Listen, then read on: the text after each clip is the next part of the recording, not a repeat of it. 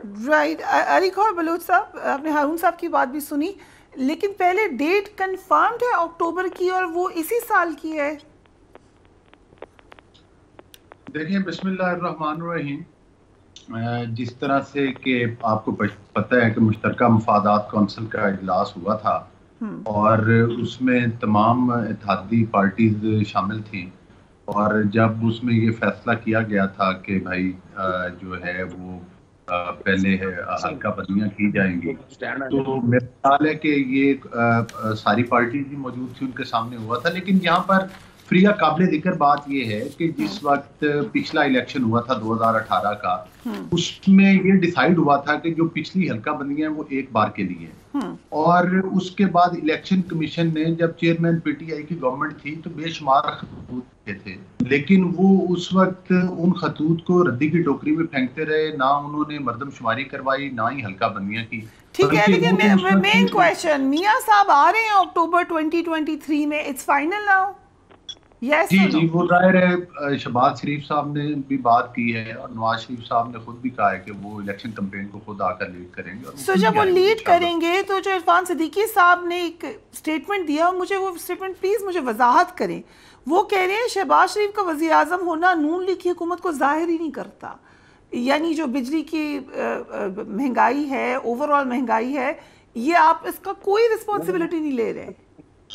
देखें, बड़ी बड़ी सिंपल बात है। जब नवाज शरीफ साहब की गवर्नमेंट को 2018 वाली गवर्नमेंट खत्म हुई थी, और उनको तो एक साल पहले, 9 महीने पहले हटा दिया गया था, डिस्क्वालीफाई किया गया था झूठे मुकदमात में, और जिस तरह से फिर वो इलेक्शन चुराए गए थे। लेकिन उस वक्त भी जो गर्दिशी करदे थे, वो सालाना नून लीग के वक्त में 110 अरब के हिसाब से बढ़ रहे थे। लेकिन जब पीटीआई की गवर्नमेंट आई तो 310 अरब सालाना के और हिसाब से जब बढ़ते रहे। पीडीएम की हुकूमत है, मुझे ये बताइए तो नून लीग की हुकूमत क्यों नहीं है? शहबाज शरीफ नून लीग के नहीं है? गवर्नमेंट नून लीग की गवर्नमेंट थी। नवाज शरीफ साहब की गवर्नमेंट में अक्सरियत जो थी वो नून लीग की थी।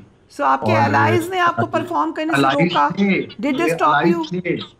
अलाइज उस वक्त भी थे, लेकिन अलाइज बहुत कम थे सो अभी उस वक्त। ज्यादा एलाइज ने आपको रोका कि काम ना तो करें? अभी तो फिर पीडीएम, मतलब पीडीएम भी नहीं, इत्तेहादियों की हुकूमत, कुछ पार्टी ऐसी भी थी जो पीडीएम में शामिल नहीं लेकिन हुकूमत में शामिल थी, एमक्यूएम में, दीगर कुछ और, इवन पीपल्स पार्टी भी पीडीएम में शामिल नहीं थी।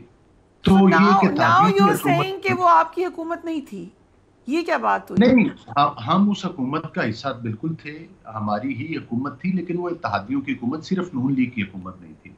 और दूसरी बात ये है कि जाहिर है हमारी जो कारकर्दगी है, मैं आपको बता रहा हूँ कि जो जिस वक्त नवाज शरीफ साहब गए थे उस वक्त तो आईएमएफ प्रोग्राम मुकम्मल हो चुका था, गुड बाय कह दिया गया था आईएमएफ को। सो उसके ऐसा बाद कुछ पाकिस्तान नवाज की शरीफ तारीख के साहब को सबसे आप बड़े ये समझ रहे हैं कि ही असर, वो शहबाज शरीफ साहब वो परफॉर्म नहीं कर सके जो नवाज शरीफ साहब ने किया फॉर पीएमएलएन? देखें, मैं समझता हूँ कि शहबाज शरीफ साहब ने मेहनत की है, 9th रिव्यू की तरफ गए हैं, और जो आईएमएफ के साथ जो कि सोफ्टाज किया चेयरमैन पीटीआई ने वो मुआहदा, और जाती दफ़ा ये भी कह कर गए कि मैं वो माइंस बिछा के जा रहा हूँ। और असल तो पाकिस्तान की मईशत का भुरकस तो 3.5 साल में निकला है ना, ये तो एक हकीकत है। अब जाहिर है कि उसका अजाला करने के लिए मैं समझता हूँ कि ये कोई अनफ टाइम नहीं था। स्टेबिलिटी होनी चाहिए, मुल्क में एक स्मूथ गवर्नमेंट चले, और जिस तरह से कि इमरान न्याजी साहब का फोकस सिर्फ अपने सियासी मुखालफिन को विक्टिमाइज करना, और अभी इंतकाम की बात हो रही थी, इंतकाम का निशाना बनाना था। तो अगर उनकी तवज्जो नवाज शरीफ साहब की तरह हुकूमत चलाने पर होती, अगरचे वो 2018 के इलेक्शन चुरा कर आए थे, तो शायद इससे बेहतर हालात होते माशी तौर पर। राइट, ओके, लेकिन इसके बाद बहुत सारे क्वेश्चंस हैं, लेकिन उन्होंने तो सिर्फ जो है नैब नियादी गठजोड़ के जरिए जो अपने सियासी मुखालफिन को सिर्फ विक्टिमाइज किया, उसके अलावा तो उनकी कोई अली कारकर्दगी गौर अब साहब, मैं आप आपको मैं प्रिया एक एक एक आप लोग छोटी ये सी मैं गुजारिश कैसे भूल जाते हैं कि इट वाज योर गवर्नमेंट जो अभी खत्म हुई है, वो तो साल पहले की खत्म हुई हुई है, 1.25 साल पहले की। इस पे आप बात ही नहीं करना चाहते, ये फिर क्यों आए थे? सिर्फ प्राइम नहीं, मिनिस्टर हाउस इस में पे हम बैठने के बात लिए, करते हैं, इस शेरवानी पर हम पहनने के बात लिए, फोटो शूट्स करने के लिए? हाउ कैन यू से कि हम रिस्पॉन्सिबल ही नहीं है? नहीं, बात ये नहीं, बिल्कुल रिस्पॉन्सिबिलिटी है। हम तो ये समझते हैं कि जो एक साल में एक तबाहशुदा मईशत को संभालने के लिए जितनी कोशिशें और काविशें की जा सकती थी, इस हुकूमत ने भरपूर तो की फिर है। आपकी हुकूमत थी ना सर, ये तो मान लें कि इन हमारी संगीन हुकूमत थी, हमने ये हालात कोशिशें की हैं। यू कांट से हमारी हुकूमत ही नहीं थी। इन संगीन हालात में आपको पता है कि अवाम में आटा तकसीम किया गया, अगरचे कि वो बहुत मतलब है कि उस लिहाज से हमारे मसाइल तो बहुत ज्यादा है। जो जिसमें IMF लोग के मर साथ गए उन्होंने आटे लेते हुए। जो नहीं, बात ये नहीं है, जो भयानक शराइत के ऊपर कर्जे लिए गए थे, मुझे ये बताएं, छोड़ दे KPK में तो इनकी 10 साल से हुकूमत थी, उस KPK में पेशावर की हद तक भी सेफ सिटी प्रोजेक्ट नहीं बनाते। ये तो लोकल पेशावर की बॉडी हद में तक नून लीग को प्रोजेक्ट कोई सीट क्यों नहीं मिली, ये तो बता दें फिर। तो मुझे ये बताएं कि इन्होंने फिर किया क्या है उस पूरे 5-10 लेकिन साल। लोकल बॉडी के इलेक्शन में आपको कोई सीट नहीं मिली सर, अभी खैबर पख्तूनख्वा में जो कल हुआ है। देखें बात, मुझे ये बताएं, इनसे पूछें कि जब इनकी गवर्नमेंट आई थी तो पंजाब में लोकल बॉडीज के इदारे मौजूद थे, उनके गर्दन पर छुरी किसने चलाई थी? ओके चले, ठीक है। आप आई थिंक आपने बड़ा अच्छा इवेट कर लिया question. Let me come to Azhar Siddique साहब, अगर इजाजत दे अली साहब। अजहर सिद्दीक साहब, चेयरमैन तहरीक इंसाफ की सजा मौतली का फैसला आज महफूज हो गया। अब हमें नहीं पता क्या फैसला है, लेकिन अगर लेट से उनको जाने भी दिया जाता है तो वो फिर दोबारा ही गिरफ्तार होंगे। बहुत शुक्रिया फरीद साहब, मैं 2-3 बातें और भी करना चाहूंगा। ये जो मैं सुन रहा था अभी, मैं हैरान हो रहा हूँ, बहरहाल उसमें बात करूंगा। पहले इस बात की तरफ आ जाऊं। फैसला तो देखिए, ये पहले दिन ही सस्पेंड होना पड़ना था। हमारे एतराजात chief justice Islamabad high court पे और आज भी बरकरार है। अगर आप देखें, ये कौन सा फैसला जो डीप फ्रीजर में हमने रख दिया, जो ठंडा होगा, पता नहीं क्या होगा या क्या वजह बनेगी, उन बातों की तरफ में कानून, आईनी और कानूनी तौर पर ये बेसिकली जुरिसडिक्शन का इशू है। 120 दिन में कंप्लेंट फाइल नहीं हुई, ये कोर्ट के सामने आया। सारे जो आर्गुमेंट रखे, इलेक्शन का वकील एक भी काउंटर नहीं कर सका। और मैं आपको अभी बताता हूँ, फैसला नहीं है। मैं तो समझता हूँ इस्लामाबाद हाई कोर्ट को तो वैसे ही अपील अलाउ करके सारे फैसले को सेट असाइड कर देना चाहिए। जितनी ये ज्यादा इमरान खान साहब का कौन सा केस है, अगर कोई करप्शन या करप्ट प्रैक्टिस होता तो फिर तो समझ में बात भी आती, लेकिन इस तरह के केस, यानी वो इसको कंपेयर करते हैं नवाज शरीफ जब ही वाज, जिस वक्त वो अरेस्टेड है, उनके बाकी केसेस की जमानत खारिज हो चुकी है। साइफर के मामले पे अलग कहते हैं कि उनको गिरफ्तार किया जा सकता है, 9 मई के मामलात में भी गिरफ्तार किया जा सकता है। तो it looks like he is not coming out. मैं इस पे आपका ओपिनियन चाहती हूँ। अच्छा देखिए, मैं एक बात बताऊं, हर एक को पता है कि ये पूरा एजेंडा कौन सा है। 14 सियासी जमातों ने जो बैठ के कंस्पिरेसी है ना, वो सामने आ रही है। अब देखें ना, मिसाल का तो इमरान खान साहब की वो जमानत अपना फैसला, आपको पता है जिस तरह जज को छुट्टियों से बुलाया गया, फिर फैसला जब सुनाया वो इंग्लैंड फौरन भाग के चला गया, और उसके बाद गिरफ्तारी करने के बाद जमानत कबल गिरफ्तारी खारिज हो चुकी है। उसके अगेंस्ट हम लोगों ने ऑलरेडी पिटीशन फाइल की हुई है। आपको पता है कोयटा का केस भी सारा खत्म हो गया, बड़ा चोट डाला था कोयटा का। हम आप प्रोहिबिटेड फंडिंग का मामला आया, वो भी खत्म होकर रह गया। असूली तौर के ऊपर ये है कि कल डिले हुआ है ना, उसका मकसद यही है कि कल जैसे सस्पेंशन होती है तो इमरान खान साहब जेल से ना निकल सके और उनको पूरे पाकिस्तान में फिराया जा सके। नजर आ रहा है, बदनीति नजर आ रही है, और ऐसा कोई केस नहीं है। और या तो कोई ऐसा केस हो ना कि करप्शन, करप्ट प्रैक्टिसेस, कोई डकैती, कोई चोरी, कोई कत्ल का केस, खुदारा, कोई केस नहीं है। भाई केस है, और उस बुनियाद पर। लेकिन जो असल बात समझने वाली है फरिया, अभी आपने बात की ना सदर के इलेक्शन के कॉन्टेक्स्ट में, वो मैं चाहूंगा आप तक जरा बात को समझिएगा।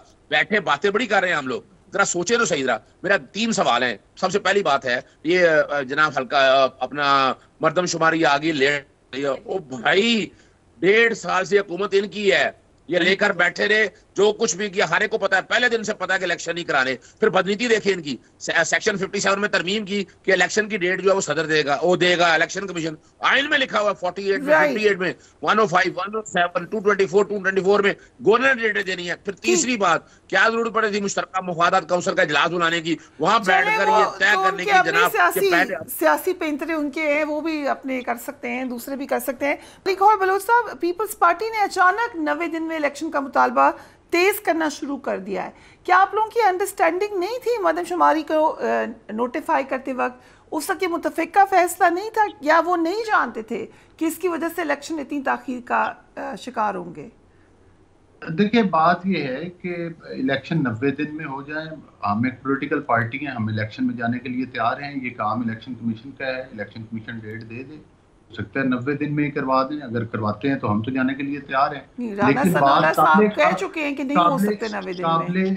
काबिले जिक्र बात यह है कि जब मुश्तरका मफादात कौंसिल में फैसला हुआ तो उस वक्त पीपल्स पार्टी की सीनियर लीडरशिप मौजूद थी, यही चीफ मिनिस्टर साहब मौजूद थे, तो जाहिर है वहां पर मैं और आप तो नहीं थे, ये चीफ मिनिस्टर साहब बैठे हुए थे।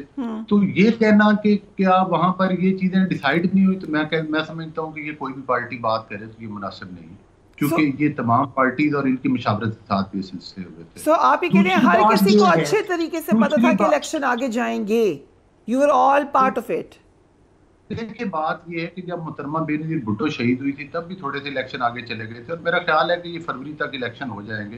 पहले लोग ये भी कहते थे शुमारी को मोहतरमा की शहादत से तो ना मिलाएं सर, वो एक बड़ी ट्रेजेडी हो गई थी। ये आपका अपना काम था जो आपने करना था वक्त। फ्रिया असल मसला हमारा ये है कि हम लोगों ने वो एनके लगाई हुई हैं जिनको सिर्फ एक तरफ की गलत तस्वीर नजर आती है। असल सूरत हाल ये है कि हमें 6-6 कैरेट की अंगूठियां मांगने वाले करप्ट नजर नहीं आते। हमें जिन्होंने फॉरेन फंडिंग केस में छक्के चौके लगाए हैं वो भी नजर नहीं आते। हमें अल कादर ट्रस्ट का जिसका लेटर सिर्फ लहराया गया था कैबिनेट मीटिंग के अंदर वो भी नजर नहीं आता। हमें वो फॉरेन फंडिंग केस में जो इमरान न्याई साहब ने अपने साइनों के साथ चपड़ासी और किन किन के अकाउंट खोले थे वो भी नजर नहीं आते। तो मकसद ये है कि हम किस किस चीज से आंखें चुराएंगे। राइट। और जिस तरीके से 2018 के इलेक्शन चोरी किए गए थे, यहाँ पर ये बात हो रही थी कि इक़्तिदार की जंग है, ठीक है। तो वो क्या था, जब मुझे एक बड़ी खास बात पूछनी है, जब उनकी सियासी मुखालफिन को जेलों में बंद करवाया गया, जब उनको डिस्क्वालीफाई करवाया गया, जब रात को टाइम आरटीएस सिस्टम बंद करके फिर भी टारगेट ना पूरे हुए और अवाम का एक फ्लड था, फिर उसके जरिए चोरी किए गए, तो वो चीजें अगर हम में से किसी को नजर नहीं आती तो उसका मसला है जिसको नजर नहीं आती। ये हमारा मसला तो नहीं है, हम तो वो बात करते रहेंगे जो हकीकत पर मबनी है। राइट। सो अज़र सिद्दीक साहब, ये जो कुछ जिक्र किया है अभी अली साहब ने भी, लेकिन ओवरऑल भी जितने मुकदमात हैं आप उनमें तमाम में तो नहीं कह सकते कि तमाम के तमाम फ्रिवलेस हैं, कहीं ना कहीं तो जवाबदेही है। अच्छा देखिए फरिया, मैं वकील हूँ और बड़ी चीजों को बड़े ध्यान से समझता हूँ।